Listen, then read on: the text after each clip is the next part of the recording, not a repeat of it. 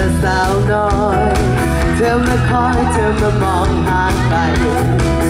ดูไปยิ่งถูกตาดูมายิ่งถูกใจที่น่ารักและน่าใจ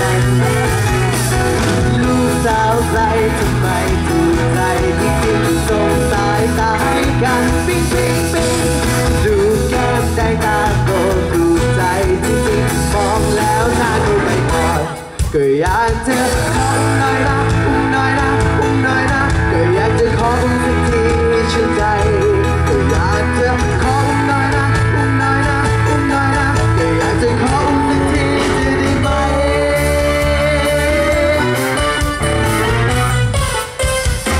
จะชวนคุยเธอก็คงไม่รู้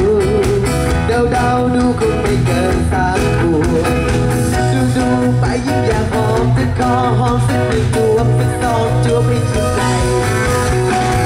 ลูกสาวใครทำไมถูกใจจริงๆส่งสายตาให้กันดูแก้มได้ตามโตถูกใจจริงๆมองแล้วน่าดูไม่พอก็อยากจะขอหน่อยนะหน่อยนะหน่อยนะก็อยากจะขอสักทีให้ชื่นใจก็อยากจะขอหน่อยนะหน่อยนะหน่อยนะก็อยากจะขอสักทีจะได้ไหม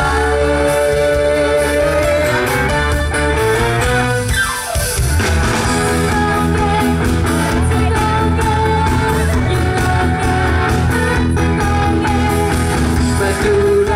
เอามารังแกไม่งอแงแล้วจะตามใจเอามือมาลาจะโลเลอยากจะนอนแปลเดี๋ยวจะพาไป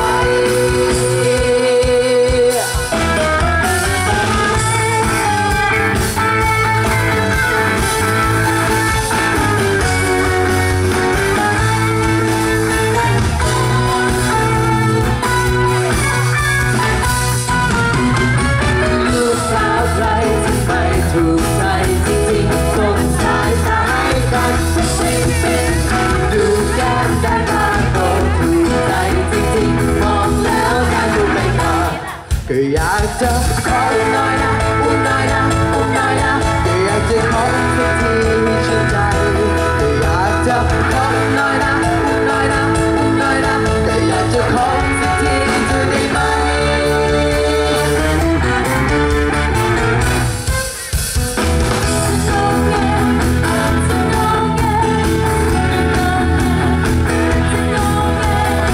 มาดูแลเอามารังแกไม่งอแงแล้วจะตามใจเอามือมาลาจะโลเลอยากจะนอนแม่เดี๋ยวจะพาไปลูกสาวใครทำไมถูกใจจริงๆส่งสายตาให้กันดูแก้มได้ตาโตถูกใจจริงๆมองแล้วน่าดูไม่ออกลูกสาวใครทำไมถู